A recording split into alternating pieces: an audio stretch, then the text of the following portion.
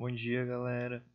Então, hoje, em virtude do coronavírus, a universidade optou por suspender as nossas aulas.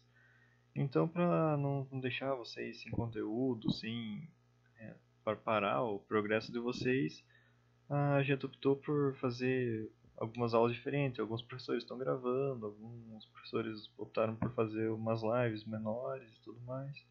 Então, hoje eu vou estar gravando a nossa aula 4 para vocês. E a gente vai dar continuidade no nosso conteúdo. Então, hoje a gente vai trabalhar um pouquinho com a delimitação dos espaços que a gente vai estar utilizando para o projeto arquitetônico, quais são algumas das dimensões mínimas, o que a gente tem que fazer, quais são as mobílias, por exemplo, que a gente tem que considerar em projeto.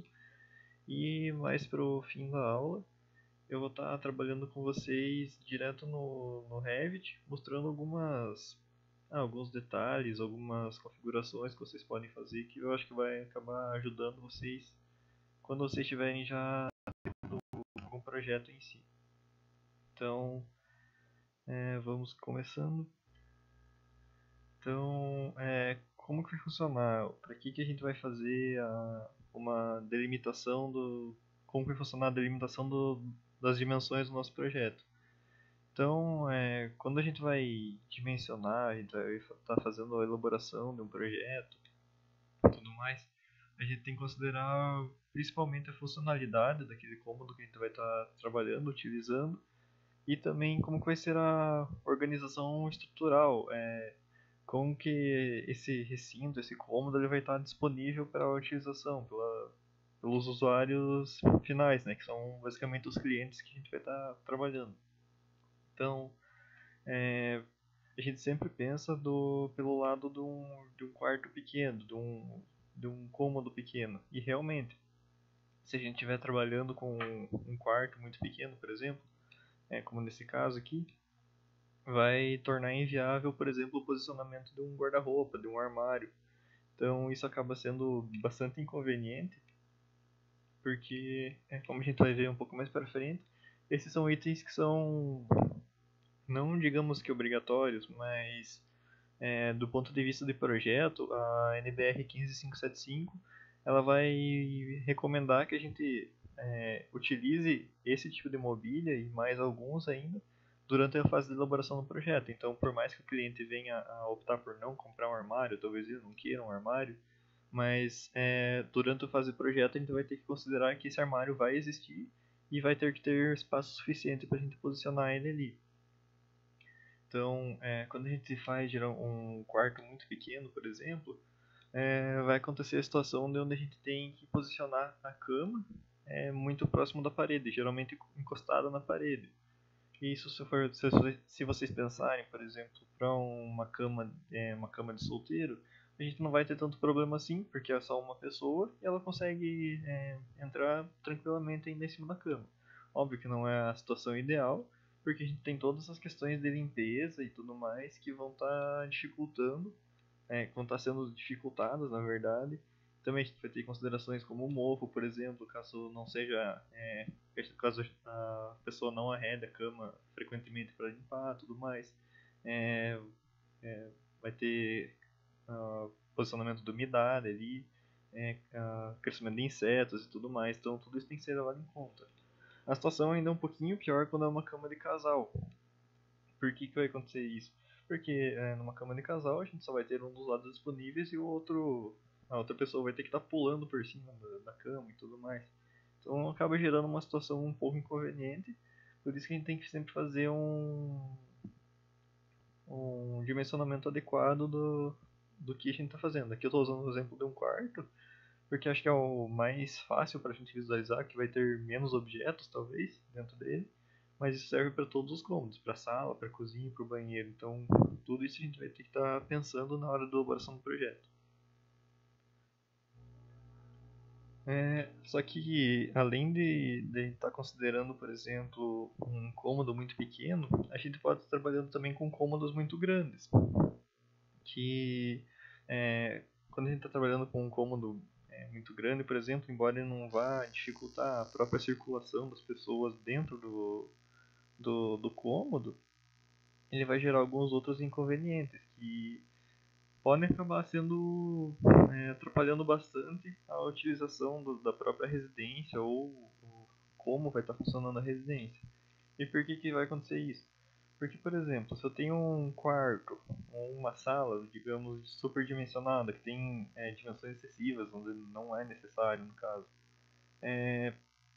o valor para cada metro quadrado daquele piso que eu estou construindo, ele vai continuar existindo. Então, por exemplo, se eu tenho uma sala com 30 metros quadrados, é uma sala com tamanho bastante razoável já. Ela basicamente vai caber tudo que eu preciso. Vai comer sofá, TV, estante, tudo que for necessário.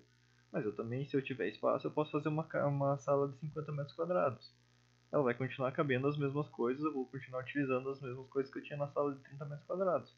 A diferença é que eu vou estar pagando por 20 metros quadrados a mais, tanto na fase da construção quanto para a fase de manutenção. Até porque depois de construída eu sempre vou ter que pagar imposto, IPTU e tudo mais, desde fazer o processo de limpeza e tudo. Então tudo isso vai acabar aumentando o valor tanto do imóvel quanto o valor agregado a ele, que são basicamente os impostos que eu vou estar pagando. Então, isso também é um fator que tem que ser levado em consideração para eu evitar, então, subdimensionar os meus elementos, fazer peças muito pequenas, mas também se eu fizer peças muito grandes, elas acabam não sendo tão convenientes. Então, de acordo com o que o cliente está precisando, eu tenho que adequar o meu projeto. Isso é bastante importante porque, por exemplo, eu tenho um cliente que, beleza, ele não restringiu o orçamento dele. Mas ele também não é uma pessoa que está esbanjando dinheiro. Ele não quer gastar 1 milhão, por exemplo, na casa dele. Então tudo isso tem que ser levado em consideração. Evitar fazer ambientes muito grandes, fazer na proporção correta, de acordo com as necessidades do quem está pedindo, de quem vai utilizar realmente a edificação. Dentro desse conceito, então, vão entrar alguns fatores. Um desses fatores é a própria antropometria. O que essa antropometria ela vai estar trabalhando? Para que serve a antropometria para a fase de projeto que a gente vai estar trabalhando? Então, esse estudo ele vai analisar e vai mensurar o próprio corpo humano. Então, tudo que vai estar relacionado ao corpo humano, por exemplo, o alcance do braço, a altura do próprio ser humano, a altura média do ser humano,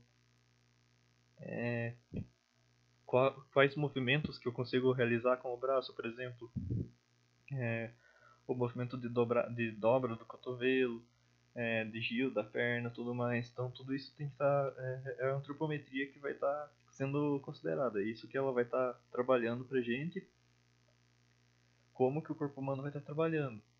E a gente também tem a geometria social. A geometria social ela vai basicamente estudar quais que são os efeitos, os resultados basicamente das relações e das interações entre os seres humanos, entre os habitantes da edificação. Então, como que vai funcionar isso? Por exemplo, se eu tô fazendo uma reunião com a própria família, o pessoal está jantando e eles estão na sala de jantar da edificação. Quais são os efeitos no ambiente que vão estar resultando disso? Então, o pessoal vai lá, vai arredar a cadeira, vai empurrar a cadeira um pouco para trás, e daí vem alguém aqui e quer acessar a sala de serviço aqui, por exemplo, quer acessar esse cômodo. Já vai gerar talvez um problema, porque as cadeiras vão estar aqui e vão estar atrapalhando a circulação. Então isso que vai ser um dos focos de estudo da geometria social, que vai estar avaliando essas relações. Então, junto com a antropometria, junto com o estudo dos próprios movimentos do corpo, quando a gente soma essas duas áreas de estudo, a gente consegue avaliar então como que a gente pode utilizar as próprias peças da arquitetura, como que elas podem ser adaptadas e modificadas para atender corretamente as demandas de utilização que a gente que a gente vai ter na edificação.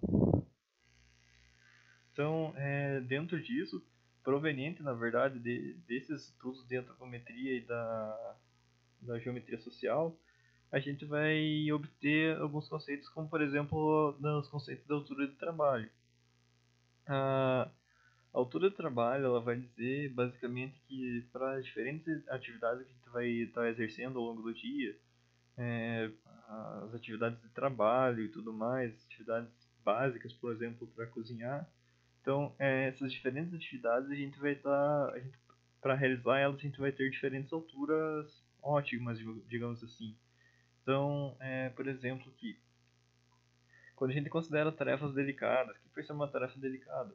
Qualquer coisa que eu não precise estar fazendo, que eu não precise estar aplicando uma força para realizar aquela tarefa. Então, sei lá, escrever, por exemplo, eu não preciso estar aplicando força para escrever. Então, para um tipo de tarefa desse, eu consigo, eu preciso de um patamar, que o meu balcão, seja o que eu estiver trabalhando, ele esteja entre 50 e 100 milímetros acima do nível dos cotovelos. Aí outro ponto importante. Tá, mas qual que é o nível do cotovelo? Vai depender de quem está utilizando a edificação. Então, nesse quesito, vai entrar uma parte que é bastante personalizada pro cliente que vai estar comprando o móvel, ou seja o que for, que a gente vai estar projetando. Desde a adaptação para como a gente vai projetar a casa. Então, se eu tenho uma família, eu estou projetando uma casa, por exemplo, um móvel para uma família que é bastante alta, a altura de trabalho vai ser que ser mais alta, porque a altura do cotovelo do médio das pessoas ali vai ser maior. Então, isso também tem que ser considerado de acordo com o perfil de cada família que vai estar trabalhando com essa edificação. Então, continuando, para tarefas que requerem uma força moderada, uma tarefa média. Eu posso estar trabalhando com alturas entre 50 e 100 milímetros abaixo da linha do cotovelo. Então, por que vai acontecer isso? Porque quando a gente trabalha com uma altura acima do cotovelo, a gente geralmente não consegue aplicar uma força de cima para baixo, porque a gente está com um ângulo ali que não permite que a gente faça isso. Já quando a gente trabalha com um pouquinho abaixo do nível do cotovelo, a gente já consegue aplicar uma força de uma maneira bem mais eficiente. Então acaba se tornando bem mais agradável, digamos assim, de a gente estar fazendo uma força mesmo que moderada ali. E já quando a gente vai ter que trabalhar com uma tarefa pesada, que eu preciso aplicar muita força, geralmente em bancadas de trabalho mecânico, a gente vai utilizar então alturas entre 100 e 300 milímetros abaixo da linha dos cotovelos, porque isso vai permitir que a gente consiga aplicar uma força bem maior e até, dependendo do que a gente estiver fazendo, a gente consegue aplicar até o peso do próprio corpo, então a gente consegue jogar o corpo para cima e aplicar o peso sobre ele.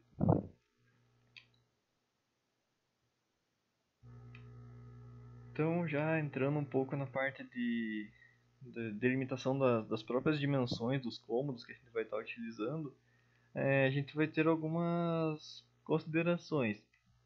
Considerações essas que não necessariamente são normativas, mas a gente vai estar levando em conta também. Dentro da parte normativa, o principal momento que a gente tem vai ser a norma ANBR 15575 de 2013. Ela é uma norma que é dividida em 5 partes, mas o que vai interessar para esse caso, para a delimitação do tamanho dos ambientes e o que a gente vai ter em cada ambiente, vai ser a parte 1 dessa norma. Então, o que ela vai propor para a gente? Primeiro, ela vai estabelecer alguns dos equipamentos mínimos que tem que ser considerado na fase do projeto para cada um dos cômodos que a gente vai estar utilizando na edificação. Então, o objetivo disso é permitir que cada cômodo, cada recinto que a gente vai estar projetando, ele tenha a sua utilização adequada para cada usuário que vai estar utilizando aquela parte da casa, aquela peça. Então, quais que são os requisitos, por exemplo, para um dormitório de casal, para um quarto de casal? A gente vai ter que ter então uma cama de casal, um guarda-roupas e um criado mudo. Então, como eu havia falado para vocês, não necessariamente que o casal lá ele vai ter que comprar um guarda-roupa, ele é obrigado a comprar um guarda-roupa. Não, ele pode até ter algum outro tipo de configuração, ele vai dispor as roupas em outro lugar.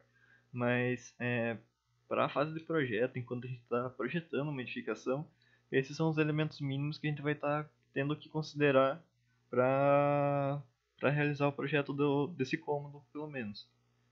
A gente também tem, por exemplo, para o segundo dormitório, no caso de uma casa com dois dormitórios. Então a gente vai ter que trabalhar com 2 camas de solteiro, um guarda-roupa e um criado mudo ou uma mesa de estudo. Nesse caso a gente vai poder optar pelo criado mudo ou pela mesa de estudo. Então a gente aqui a norma já libera a gente para fazer uma adaptação, dependendo do que a gente do que a gente precisar. Já para o terceiro quarto, geralmente a gente pode considerar esse terceiro quarto como um quarto um pouco menor. Não que a gente vá fazer ele menor, mas já de acordo com a norma a gente pode utilizar ele um pouco com tamanho reduzido. Então a gente vai precisar para ele uma cama de solteiro, um guarda-roupa e um criado mudo. Bastante semelhante ao primeiro quarto, só que aqui a gente já consegue utilizar uma cama de solteiro. Para a sala de estar, então o que vai ser recomendado para a gente estar utilizando? Um sofá. Aí o sofá a gente já pode estar optando por um sofá de 2 ou 3 lugares. Dentro disso também, dentro do tipo de sofá, pode ser 2 ou 3 lugares, com ou sem o encosto. Isso também vai ser a opção de quem está projetando. Só, por exemplo, quando a gente considera um sofá sem encosto, é muito conveniente a gente deixar no próprio projeto claro que é um sofá sem encosto, porque o tamanho dele vai ser mais reduzido, para evitar problemas, por exemplo, quando o cliente, no caso, for comprar um sofá e ele perceber que não vai caber na sala que está projetada. Além do sofá, a gente também tem que colocar ou um armário, ou uma estante e uma poltrona. Então, o que acontece? Geralmente a gente tem o jogo do sofá completo, que é um sofá de 2 ou 3 lugares, e uma poltrona, e uma estante ou armário, que é geralmente o local que a gente coloca em série, posiciona, na verdade, a televisão. Então, para a área de cozinha, a gente vai ter a configuração básica de uma cozinha, que vai ser o fogão, a geladeira, uma pia, o armário sobre a pia. Então, nesse caso, a gente já vai estar considerando uma pia com armário, um armário com um gabinete ali, e um apoio para a refeição, que na verdade é um balcão que pode estar servindo como apoio para uma refeição de 2 pessoas. Para a área também que a gente vai fazer a alimentação, vai ter que ser considerada uma mesa com que caiba no mínimo 4 cadeiras. Então, uma mesa pequena, já que a gente pode estar considerando. Aí nessa parte entre a cozinha e a parte de alimentação e refeição, tem algumas configurações que podem ser adotadas. Por exemplo, eu posso fazer uma cozinha em que caiba uma mesa, desde que essa mesa ela tenha pelo menos 4 cadeiras, eu posso estar utilizando. E claro também, desde que essa mesa ela respeite todos os espaçamentos mínimos para que não interfira na circulação da minha cozinha. Então tudo isso são adaptações de projeto que a gente pode estar adotando, desde que respeite o que está sendo proposto ali. Então eu tenho que ter tudo que está na cozinha e tudo que tem que estar na parte de alimentação. Se tiver tudo ok, beleza, não tem problema nenhum. Para higiene pessoal, que no caso é a parte de banheiro e lavabo. Então, o que a gente precisa ter no caso do banheiro? Vai ser um lavatório, uma pia para lavar as mãos, um chuveiro, que tem que ser considerado já com o próprio box de chuveiro, e um vaso sanitário. Então, essa vai ser a configuração básica do chuveiro, de um banheiro. E no caso, um lavabo, a única diferença é que ele não vai ter o box do chuveiro. Então, é só o lavatório e um vaso sanitário. Então, para a parte de lavanderia, a gente já vai ter, então, o que a gente precisa ter é basicamente uma área para o tanque, um tanque externo, para onde, no caso, quando a gente estiver trabalhando com edificação TR, e mais um espaço para máquina de lavar.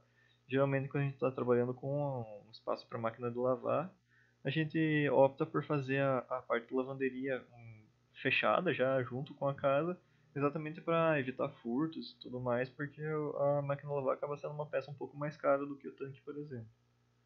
E aqui, na parte de estudar, ler e escrever, a gente está considerando já se tiver uma área, basicamente um cômodo de estudo.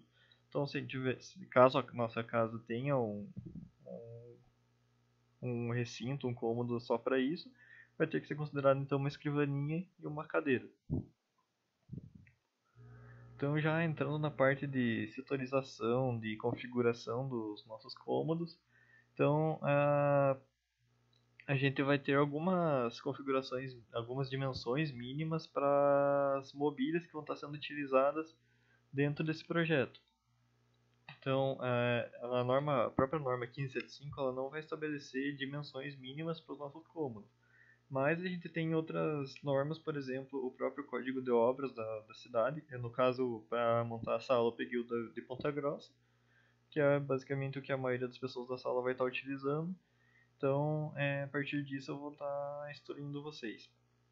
Então, as dimensões mínimas dos cômodos que a gente pode estar utilizando. Então, a norma estabelece que, por exemplo, para a pia, eu tenho que estar utilizando dimensões de 1,20 m de comprimento por 50 cm de largura. Então, isso é o mínimo que eu posso estar utilizando para a pia. Ele também tem as dimensões para o próprio fogão e para a geladeira, por exemplo. O armário sobre a pia e gabinete ali.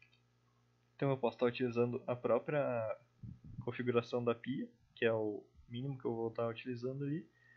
E o apoio para duas pessoas é um espaço opcional que eu não necessariamente eu vou precisar ter na minha cozinha, desde que eu tenha um outro cômodo ou o próprio espaço para a mesa do jantar, então não preciso estar considerando isso dentro da minha cozinha.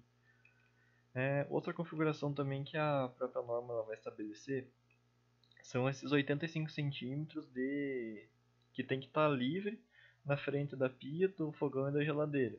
Por que eu vou ter que ter esses 80 centímetros? Porque é o próprio espaço para estar, no caso da pia, para eu estar circulando, e do fogão e da geladeira para eu conseguir abrir a porta da geladeira e a porta do forno do fogão. Então tem que ter um espaço suficiente, pelo menos, para eu poder trabalhar de alguma forma naquele ambiente. Além disso, embora não sejam estabelecidas dimensões mínimas, a norma, a NBR 15575, ela vai estabelecer uma largura mínima da cozinha de 1,5 m. Isso exatamente para eu conseguir ter a mobilidade ainda dentro da cozinha. Só que, por exemplo, no caso de Ponta Grossa, o 1,5 m ele já não é mais tão válido, porque o nosso código de obras ele estabelece uma área de circulação com um diâmetro mínimo de 1,6 metros. Então, o que quer dizer isso para mim? Por exemplo, isso aqui é o que está estabelecido na norma 15575. Mas para Ponta Grossa ele já não serve, porque, por exemplo, se eu tenho um raio de 1,5 m, quer dizer que a largura da minha cozinha ela é de 1,5 m. Então já não está obedecendo ao raio mínimo da região de Ponta Grossa. Então, se eu tenho que inserir dentro da minha cozinha um círculo com com um diâmetro, desculpa, de 1,6 metros, então eu tenho que ter pelo menos uma largura de 1,6 metros.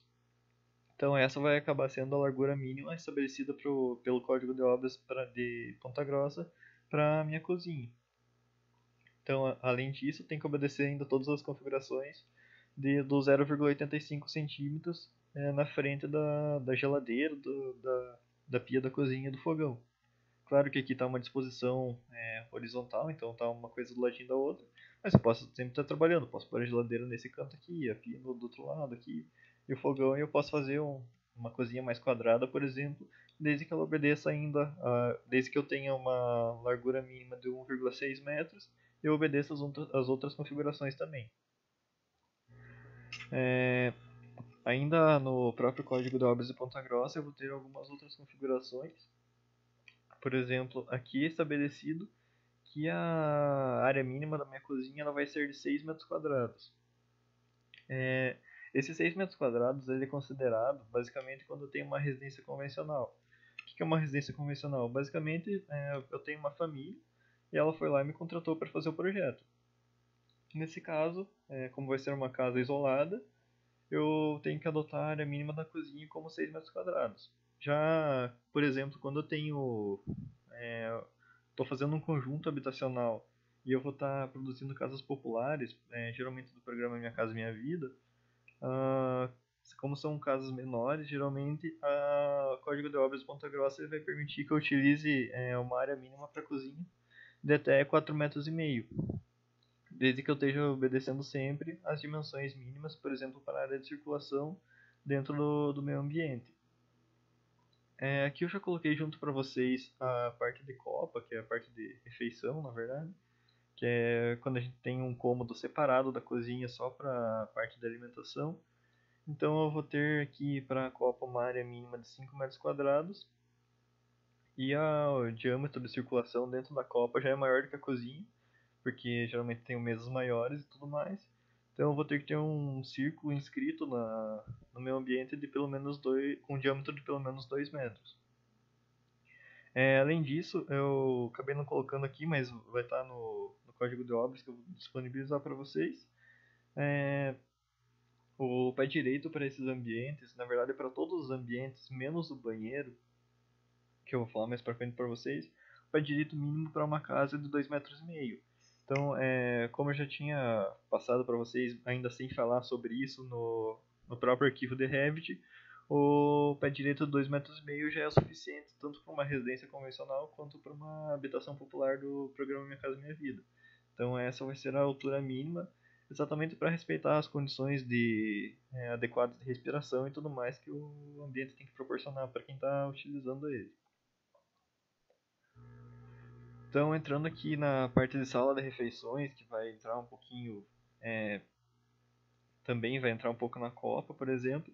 Então, quando a gente tiver uma situação com a sala de refeição, o que a gente tem que considerar? Nesse caso, já é uma situação um pouco mais diferenciada, porque a gente não precisa estar atendendo só o mínimo da mesa de 4 lugares, por exemplo. Aqui, como eu já vou ter um lugar separado só para estar realizando as refeições, então eu vou estar estabelecendo alguns critérios diferentes, vou estar utilizando algumas coisas diferentes. Então, por exemplo, eu posso optar por qualquer modelo de mesa, seja uma mesa redonda de 4 ou 6 lugares, mesas quadradas ou retangulares. Aqui então eu vou ter as dimensões mínimas que eu vou ter que estar adotando para essas mesas. Óbvio que comercialmente existem mesas ainda que são muito maiores do que essas que estão sendo utilizadas aqui. Mas o importante é que eu utilize pelo menos essas para estar realizando durante a fase de projeto, para que eu consiga ter uma utilização adequada no meu ambiente. Então, além disso, além das dimensões mínimas, eu sempre tenho que estar adotando uma distância mínima de circulação de 75 centímetros a partir da borda da mesa. Então, se eu tenho que posicionar, se eu estou fazendo um cômodo quadrado com uma mesa quadrada, eu sempre tenho que deixar 75 centímetros da mesa até a parede para que eu consiga movimentar a cadeira sem nenhuma dificuldade muito grande de movimentação. Então, quando eu estiver trabalhando com uma sala de jantar, uma sala de refeições, desculpa, separada da cozinha, por exemplo, a dimensão mínima que eu vou estar utilizando tem que ser de 2,40 metros.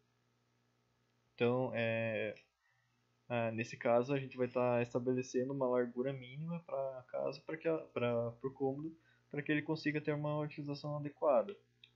Então, isso é bem importante para permitir a circulação das pessoas. Além disso, quando a gente está trabalhando com o próprio código de obras de Ponta Grossa, que né, na verdade a parte principal que tem que ser respeitada, então a gente vai estar, o que ele estabelece é que a gente tem que ter uma área mínima de 7,5 metros quadrados para o ambiente de refeição e um diâmetro de circulação de 2,5 metros. Então já cobrindo, desculpa, tá 2,5 metros quadrados, mas é 2,5 metros de diâmetro. Então, acaba sobrepondo o que é estabelecido pela NBR 15575 de 2,4, ele passa para 2,5 metros. Então, se eu tiver um ambiente quadrado, ele tem que ter 2,5 metros por 2,5 metros. Então, isso também tem que ser respeitado para a utilização. Por exemplo, quando eu estiver trabalhando com a parte de refeição dentro da cozinha, isso vai ter que ser respeitado também dependendo da mesa que eu vou estar utilizando. Então, se eu estiver utilizando uma mesa grande, tudo isso vai ter que ser considerado. Então, a cozinha, na verdade, ela vai acabar se tornando um ambiente bem maior do que geralmente ela seria se não tiver uma mesa posicionada sobre ela. Geralmente, o que a gente acaba fazendo quando a gente quer otimizar o espaço, quando é um ambiente pequeno, a gente posiciona a própria mesa de refeição na parte da sala de estar. Então ela acaba virando uma sala de estar jantar e a gente pode suprir essas próprias dimensões dentro da sala de estar ali. Então acaba sendo um pouco mais conveniente do que deixar a mesa, o ambiente de refeição dentro da cozinha. Aqui então, se a gente estiver trabalhando com só uma sala de estar, com uma sala de estar independente da parte de refeição. Então, o que, que a gente vai ter aqui? A lista dos móveis que eu vou ter que estar utilizando como equipamentos básicos para o meu ambiente. Então, aqui vai estar o sofá com dois ou três lugares com ou sem braço. A poltrona que a gente tem que utilizar também com ou sem braço. O armário, o stand que é obrigatório também, que a gente vai estar utilizando, tem todas as dimensões mínimas. E também aqui tem a opção da gente estar utilizando uma mesinha de centro. Ela não é um item obrigatório, mas a gente pode estar utilizando de qualquer dimensão que a gente optar. Então, aqui também a gente vai ter o espaço mínimo que a gente tem que estar utilizando para a própria movimentação, para permitir o movimento de sentar ou levantar sobre o sofá e sobre a poltrona. E também uma distância mínima de circulação de 50 centímetros na frente da estante do armário, que vai ser a estante da TV, na verdade. Aqui, novamente, é sugerido uma largura mínima de 2,4, que é sobreposta pela próprio Código de Obras de Ponta Grossa, que sugere um diâmetro de circulação de 2,5. Então, como eu tinha comentado para vocês, geralmente a gente acaba utilizando a sala de estar junto com a sala de jantar, em que a gente já vai conseguir suprir as duas demandas. Então a gente consegue um ambiente com pelo menos 7,5 metros quadrados, desde que ele tenha um diâmetro de circulação de 2,5, a gente já consegue inserir todos esses componentes da sala de estar, somado com a mesa de jantar. Então a gente tem uma sala de refeições barra uma sala de estar em conjunto, obedecendo a normatização, e tudo fica mais adequado. Então acaba sendo muito melhor do que, por exemplo, posicionar o ambiente de refeição dentro da cozinha, onde a gente teria que fazer uma cozinha bem maior do que é necessário. Então, por exemplo, como eu tinha falado para vocês, numa casa popular, a área mínima da cozinha tem que ser de 4,5 metros. Já se a gente for colocar o ambiente de refeição ali, se a gente for colocar uma mesa, a gente já tem que colocar no mínimo 7,5 metros com uma largura mínima de 2,5 metros. Então a cozinha acaba aumentando bastante o seu tamanho. Então, do meu ponto de vista, é muito mais conveniente já trabalhar dentro da própria sala de estar. Além disso, a gente vai ter então a área de serviço, que vai consistir na própria lavanderia, basicamente. É óbvio que a gente pode ter outras áreas, outros equipamentos e outras utilidades, mas aqui está considerando uma lavanderia, onde a gente vai ter basicamente um tanque, sempre obrigatório, e um espaço para a máquina de lavar. Então aqui estão as dimensões mínimas que a gente vai estar utilizando, e a circulação mínima que tem que estar à frente de ambos os equipamentos. Então tem que ser uma circulação de 50 centímetros na frente dos equipamentos, para obedecer os requisitos mínimos da nossa normatização.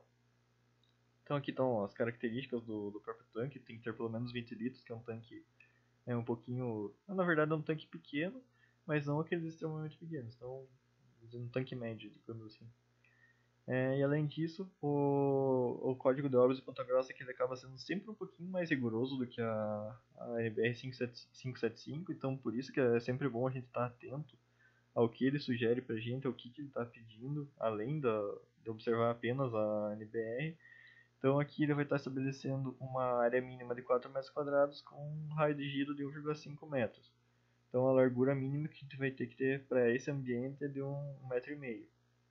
Se vocês forem pensar, ele acaba sendo bem mais rigoroso do que a própria NBR, porque aqui, por exemplo, a largura mínima que eu vou ter é 65 centímetros. Com os 50 centímetros que eu tenho ali, poderia utilizar um ambiente com 1,15 m, mas não, a norma de Ponta Grossa vai estabelecer um raio mínimo de 1,5 m.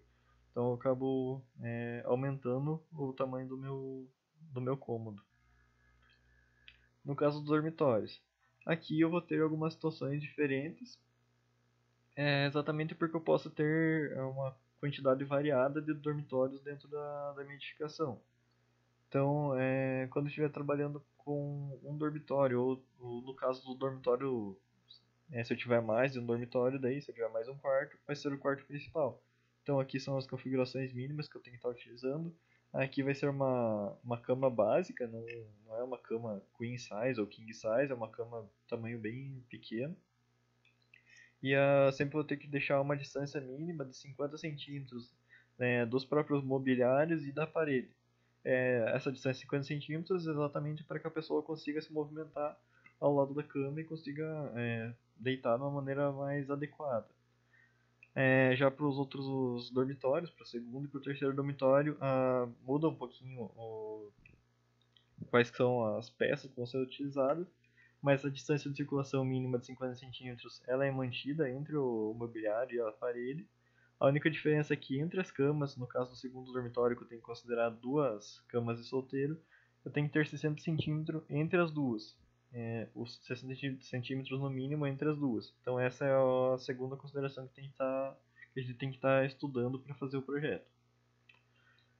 Além disso, aqui que a gente vai ter uma pequena diferenciação também, além da cozinha, entre uma residência convencional, que é basicamente a residência individual que vocês vão fazer, e uma residência popular. Então, para uma residência convencional, o primeiro quarto a gente vai ter que estar utilizando 9 metros quadrados como área mínima, com um raio mínimo de 2,7 metros. E já para uma residência popular, né, desculpa, e para os demais quartos a gente pode estar utilizando então uma área mínima de 8 metros quadrados com um raio mínimo de 2,5 metros. Então a dimensão mínima do quarto que eu vou poder estar utilizando é de 2,5 metros.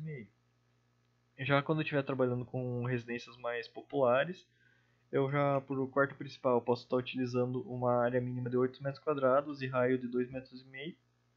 E para os demais quartos, já a área diminui bastante, eu posso utilizar 6 metros quadrados e uma dimensão mínima de 2,3 metros para estar fazendo a circulação. Então é um quarto já com 2,3 metros, que é basicamente o mínimo para que possa caber um guarda-roupa, por exemplo. Então aqui só exemplificando para vocês. É, Nesse caso aqui, esse raio de 2 metros ele já não serve para o nosso quarto, nem para o quarto para o quarto de uma casa popular. Então aqui teria que ser um raio de pelo menos 2,3 metros para a gente poder, para o quarto poder estar adequado à nossa normatização. Aqui exemplificando, então, essa distância aqui teria que ser de 50 centímetros para atender de uma maneira mais adequada. E essa distância aqui teria que ser de 60 centímetros para a gente conseguir ter uma utilização correta da edificação. Então aqui só exemplificando para vocês como que deve estar acontecendo. Aqui está indicando 50 centímetros entre a mobília e a cama. E aqui a distância de 60 centímetros entre as duas camas. Um detalhe é que, por exemplo, no caso de camas de solteiro, elas podem estar assim encostadas na parede, desde que ela respeite a distância entre os outros mobiliários. Então, a distância entre o guarda-roupa e a cama tem que ser de 50 centímetros, mas eu posso ter uma cama encostada na parede, diferente da cama de casal, que ela sempre tem que respeitar a distância dos dois lados. Então, entrando em uma das peças que é mais complicado, digamos assim, de estar trabalhando, que é o banheiro. Por que ele acaba sendo complicado? Em uma situação normal, onde você não está fazendo um banheiro para portadores de deficiência, não tem tanta dificuldade assim. Mas aqui que acabam variando bastante as dimensões que a gente vai estar utilizando. Então, por exemplo, as peças básicas que eu vou estar utilizando, eu posso ter lavatório com bancada. O vaso sanitário ele pode ser acoplado, pode ser com válvula. Os tipos de box que eu posso estar utilizando, eles vão variar quadrado, retangular, tem box redondo também que eu posso estar considerando. É, o bidê é uma peça opcional, mas eu também posso utilizar dependendo do que for requisitado. Então, tudo isso tem que ser considerado, sempre levando em consideração que, pela norma, a circulação mínima em frente aos itens, aos equipamentos do banheiro tem que ser de 40 centímetros pelo menos. E a largura mínima do meu banheiro, pela norma, vai ser de 1,10 m. A gente vai ver que isso aqui já não. Ele acaba não não suprindo muito o que a gente vai estar utilizando, mas a norma estabelece isso que a gente pode estar utilizando.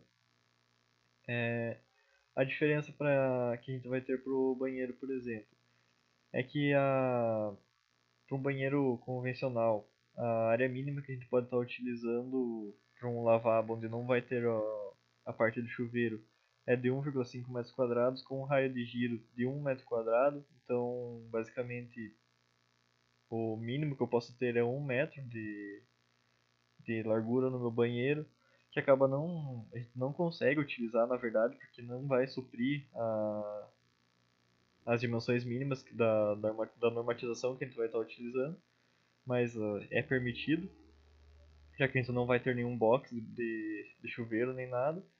E essa área ela vai aumentar para 2,5 metros quando a gente estiver trabalhando já com o chuveiro, por exemplo. Então o banheiro tem que ter um tamanho bem maior para que eu possa ter a circulação adequada. Então, nesse caso, acaba tendo uma situação um pouco diferente, porque a própria NBR ela vai ser um pouco mais rigorosa do que o Código de Obras de Ponta Grossa. Então, como a gente vai sempre ter que obedecer à parte mais rigorosa, então a dimensão mínima, a largura mínima do nosso banheiro vai ter que ser de 1,1 metros quadrados. Sempre lembrando também para vocês que, por exemplo, um banheiro para portadores de deficiência, a gente tem que ter no box a gente vai ter que ter uma área de giro muito maior, então é de pelo menos 1,5 metro ali que vai estar para poder ser utilizado por um cadeirante, por exemplo. Então, sempre tem que cuidar com esses detalhes quando a gente estiver fazendo essa utilização. Então, aqui, por exemplo, como a NBR vai estabelecer uma largura mínima de 1,10 m, isso tem que ser levado em consideração, mas no caso da área de giro, para o banheiro é uma situação um pouquinho diferente, porque no banheiro, por exemplo, o raio de giro que a gente vai estar considerando é o raio de utilização. Então, por exemplo, nesse caso aqui, por caso de Ponta Grossa, a gente teria que considerar esse raio de giro como com um diâmetro de 1 metro. Então seria uma parte um pouquinho mais larga para que a pessoa consiga ainda passar de uma maneira adequada aqui entre o banheiro e o box. Então o que a gente acaba considerando geralmente para um banheiro? Para um banheiro com chuveiro e tudo mais, a largura mínima que a gente vai estar considerando é pelo menos 1,5 m de largura. O comprimento dele vai variar, desde que a gente esteja obedecendo uma área mínima de 2,5 metros quadrados, mas a largura mínima que a gente vai estar utilizando é de 1,5 m. Uma outra diferença também é que para uma residência convencional, a NBR vai permitir um pé direito de 2,3 metros em detrimento do 2,5 metros, da altura de 2,5 metros que é utilizado nos outros cômodos. Isso pode ser conveniente, por exemplo, quando eu quero fazer um degrau, quando tem uma situação diferenciada no banheiro, mas geralmente o que acontece é que a gente utiliza a mesma altura do pé direito para toda edificação. Isso é só uma consideração que a norma permite com que a gente faça. Então, no caso dos corredores. A parte dos corredores acaba sendo bem uma parte mais com determinação de projeto, mas o que é permitido para a gente fazer? Em uma habitação popular, a gente pode estar utilizando uma largura de corredor de até 80 centímetros. Então é um corredor bastante estreito que vai obrigar invariavelmente a gente a utilizar portas de 70 a 60 centímetros. A de 70 ainda é uma porta tranquila de utilizar, mas a porta de 60 centímetros de largura ela acaba já ficando bem apertada e não é tão confortável a sua utilização. Já para uma residência convencional, o que é requisitado para a gente é que a gente utilize corredores de pelo menos 1 metro, sendo que, como eu tinha comentado com vocês, por questões de acessibilidade e tudo mais, o que a gente geralmente utiliza para corredor é 1,2 metros, que permite a passagem tranquila, por exemplo, de uma cadeira de rodas ou de um andador. Então, embora a gente possa utilizar o mínimo de 1 metro, sempre que for possível a gente tem que optar por utilizar pelo menos 1,20 m de largura para o corredor. As escadas, elas são uma situação parecida com o corredor, mas elas podem ser um pouco mais específicas, então a largura mínima que a gente vai estar utilizando é de 90 centímetros quando ela não for uma escada acessível. quando, por exemplo, não vou estar considerando questões de acessibilidade sobre ela. E em casas populares, por exemplo, eu posso estar utilizando ainda uma largura de 80 centímetros. Então, eu posso estar utilizando a própria largura do meu corredor. Claro que ainda, se a gente for considerar pelo código de obras, como a largura do corredor é de 1 metro, é muito mais conveniente que a gente utilize, por exemplo, a largura de 1 metro também para as escadas. Então, acaba sendo uma consideração de projeto que deixa o ambiente muito mais confortável e mais prático para a utilização. Tratando também dos corrimãos e dos guarda-corpos, eles têm que ter altura entre 90 e 1,10 m dos dois lados da escada, se ela for uma escada isolada, que não é colada junto com a parede. E mesmo que for junto com a parede, a gente tem que ter o apoio, o corrimão para estar se apoiando. Então isso é bem importante. E os degraus, eles têm que ter dimensões, a altura deles ela tem que variar entre 15 e 17 centímetros. E o piso do degrau tem que ter pelo menos 28 centímetros para que possa acomodar um pé normal, digamos assim, um pé médio. Então, com questões de dimensões do projeto, é basicamente isso que eu tinha para passar para vocês. Então, a partir de agora, eu vou passar alguns detalhes no próprio Revit, para vocês poderem acompanhar e estarem trabalhando um pouquinho com essa parte. Então aqui é a tabelinha que eu vou passar para vocês, com as considerações do projeto, com as alturas, as dimensões mínimas que vocês podem estar utilizando. Por exemplo, o pé direito do banheiro para uma residência convencional, como eu falei para vocês, 2,30 m aqui. E já quando a gente estiver trabalhando, por exemplo, com uma casa popular, a altura é de 2,5 m. Por que isso? Porque como a dimensão já vai ser bastante menor, eu posso estar utilizando uma área de 1,5 m aqui. Então, pelo menos tem que ter uma altura razoável para não ficar um ambiente claustrofóbico ali dentro. Então aqui mostrar um pouquinho do que eu quero o que eu quero fazer essa semana com vocês. Então eu vou começar a fazer vou aproveitar para revisar já um pouquinho com vocês aqui como que vai funcionar desde a parte do piso. A gente vai colocar umas janelas só rapidinho ali. E eu vou mostrar algumas outras configurações também que ajudam bastante durante a fase do projeto. E até o final da aula eu vou mostrar para vocês como a gente vai colocar um telhado simples. Depois, mais pra frente, eu vou mostrar como que modifica o telhado, deixar ele mais elaborado. Mas hoje eu vou mostrar como que insere um telhado simples, pelo menos. Então, geralmente, que eu vi que tem bastante dificuldade.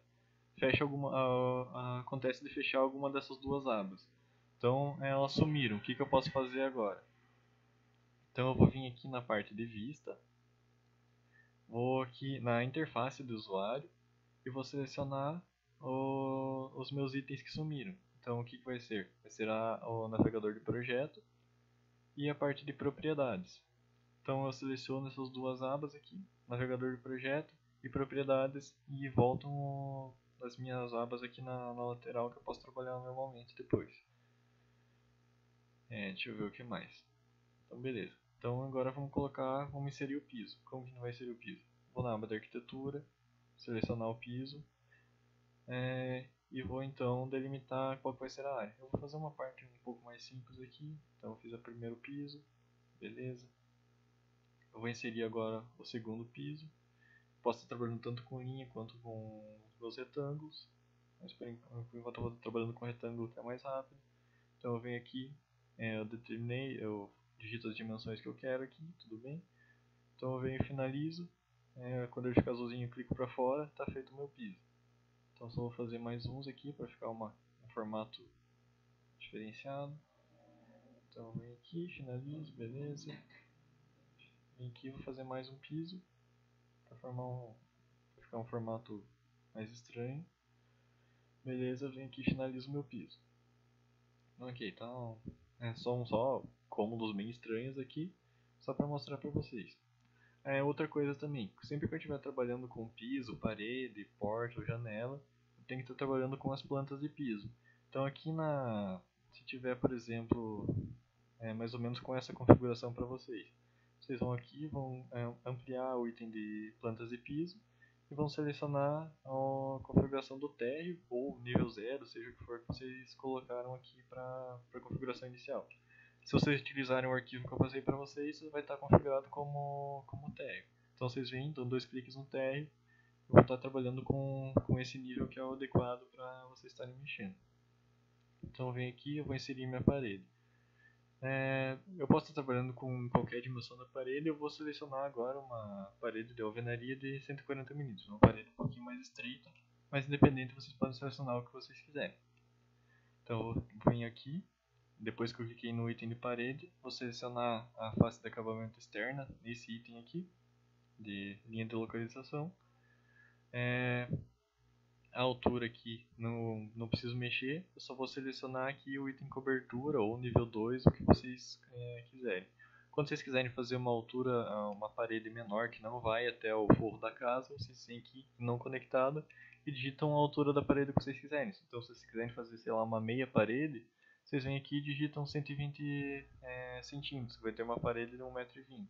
Mas no meu caso eu quero que ela vá até a cobertura, então eu vou deixar selecionado a cobertura aqui. Ela vai estar conectada automaticamente. Então eu venho aqui, vou posicionar a minha parede.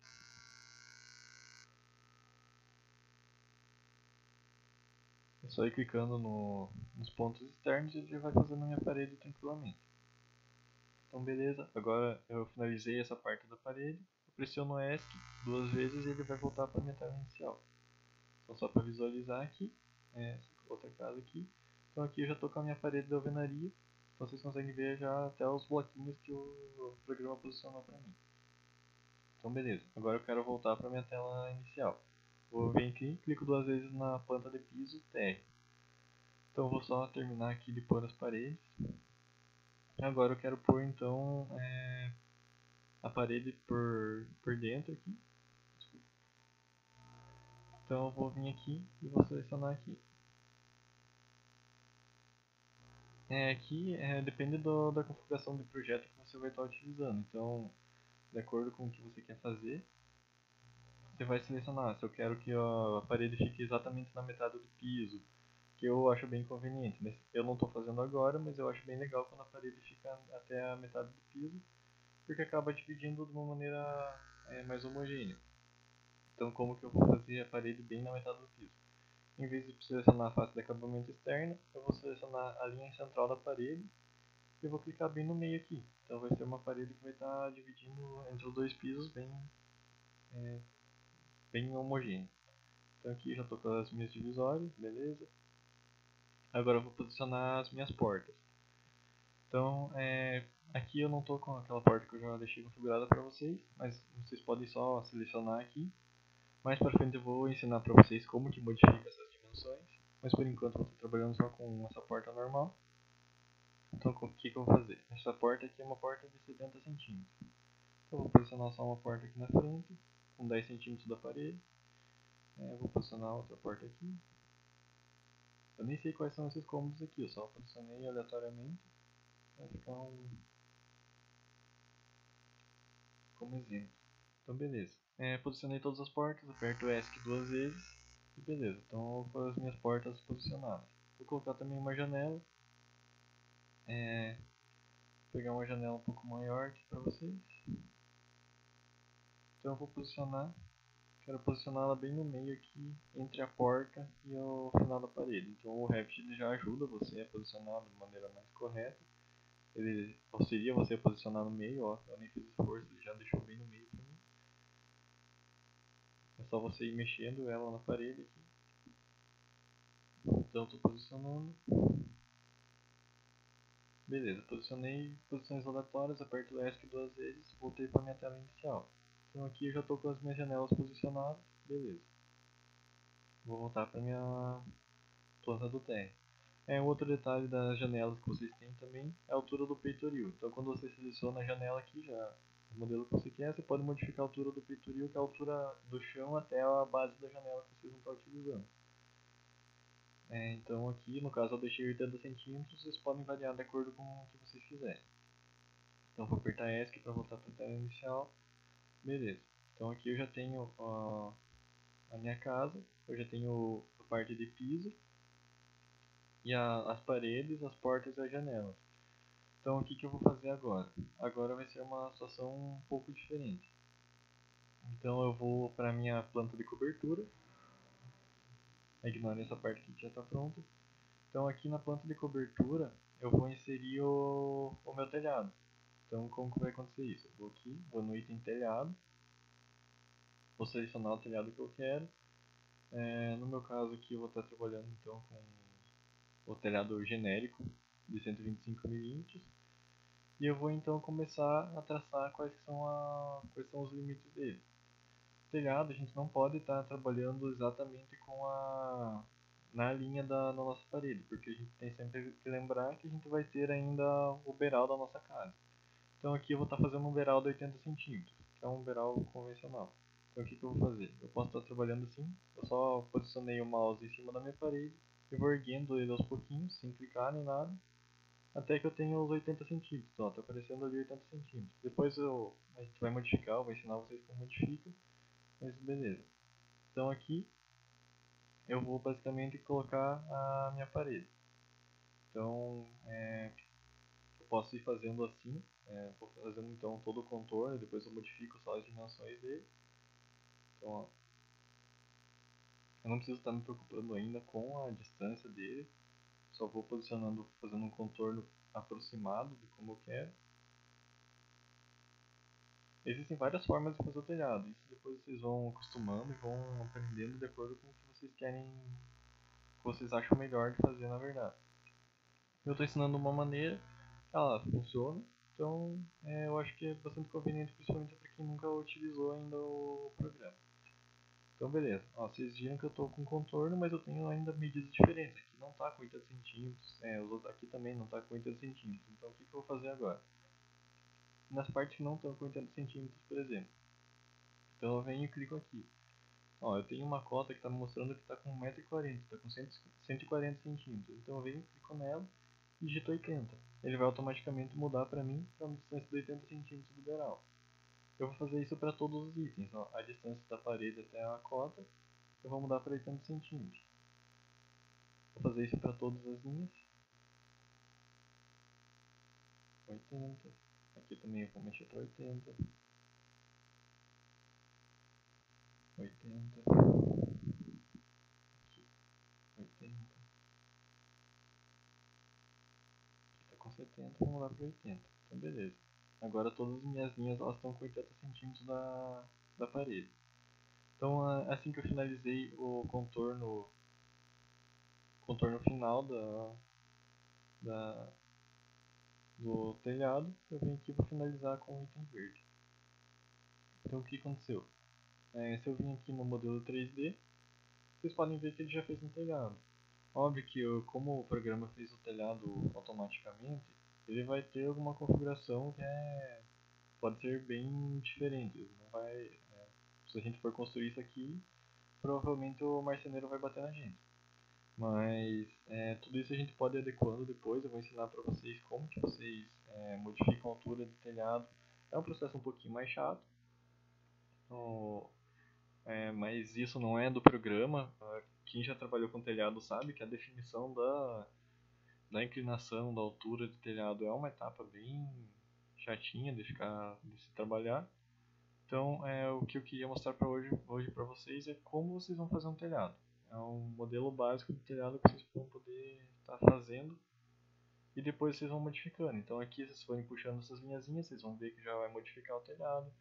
Só que a gente também tem outras formas de estar trabalhando com o telhado. A gente pode adaptar, então, depois de pronto, por exemplo, eu posso vir aqui ou na própria planta e seleciono o telhado e vou em editar perímetro.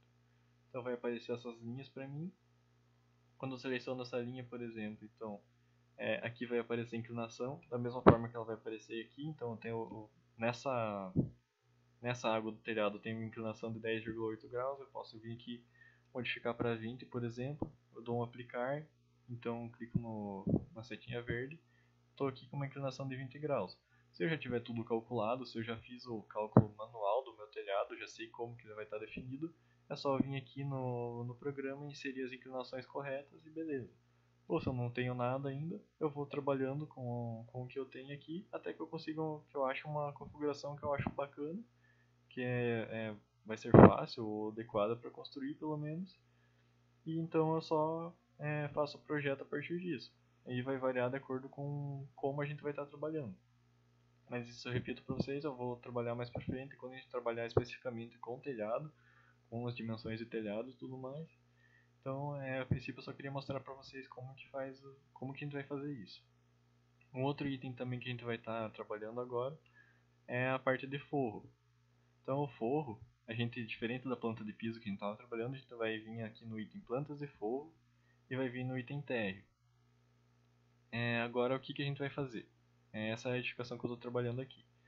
Então,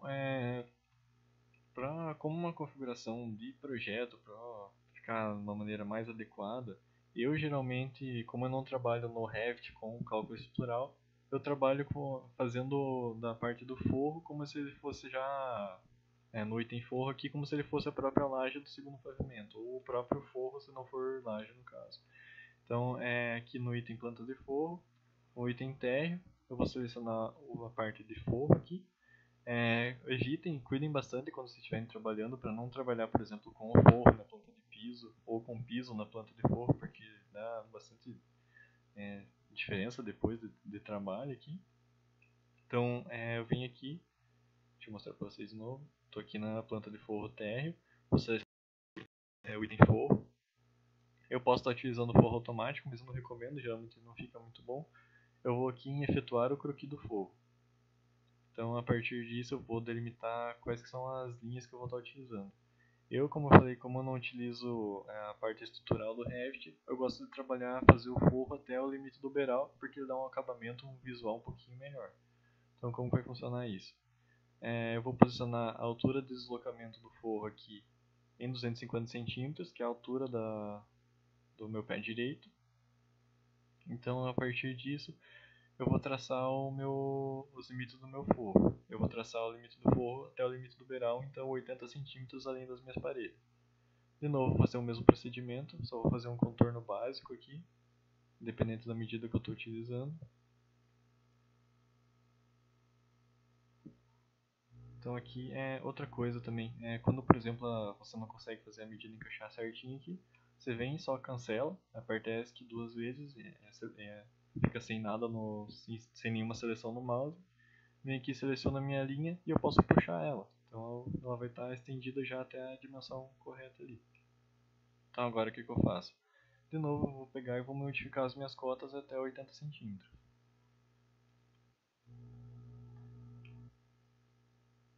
Vou repetir o mesmo procedimento que eu fiz para o telhado.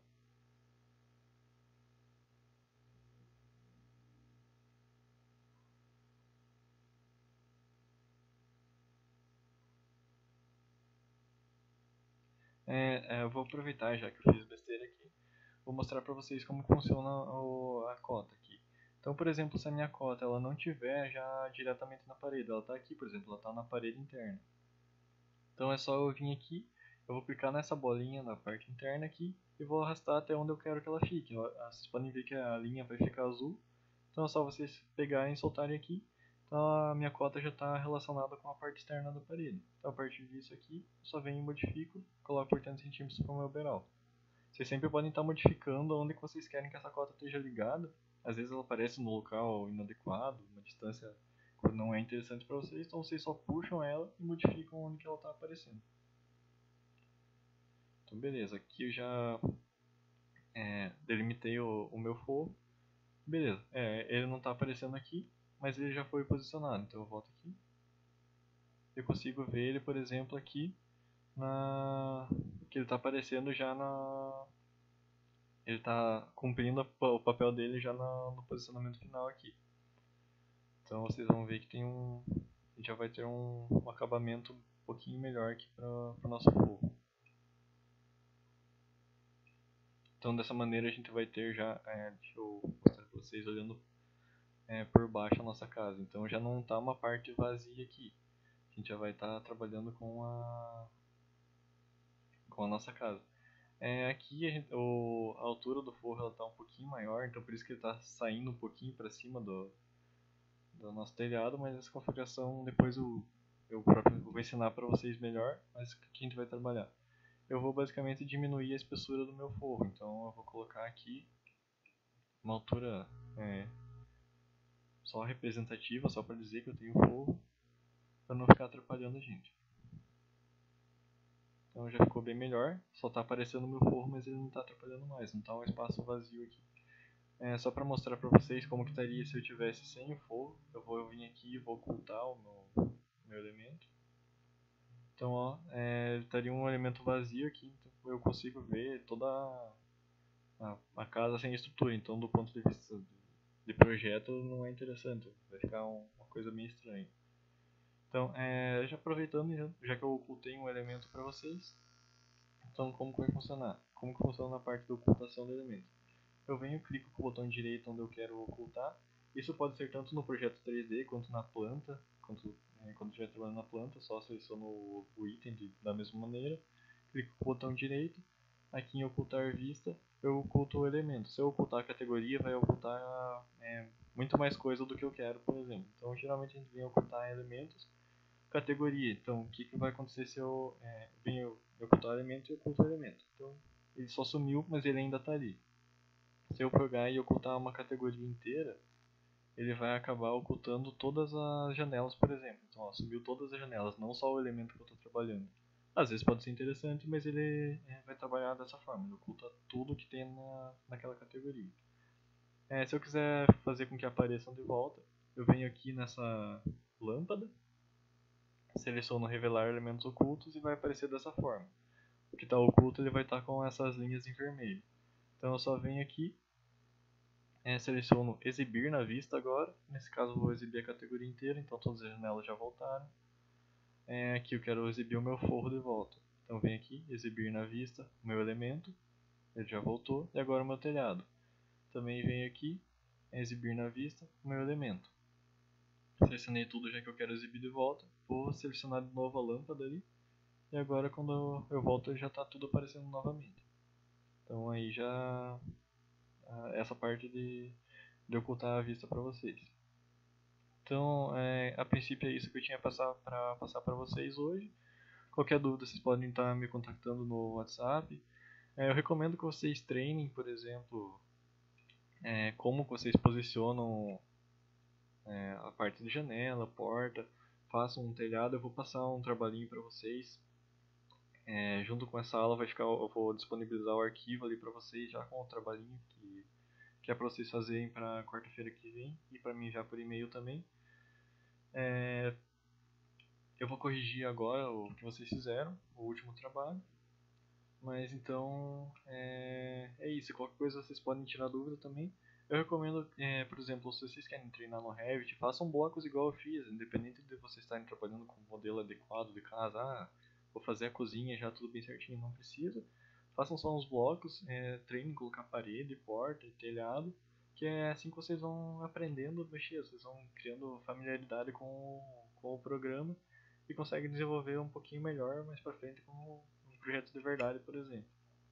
Então, essa é a minha recomendação para vocês.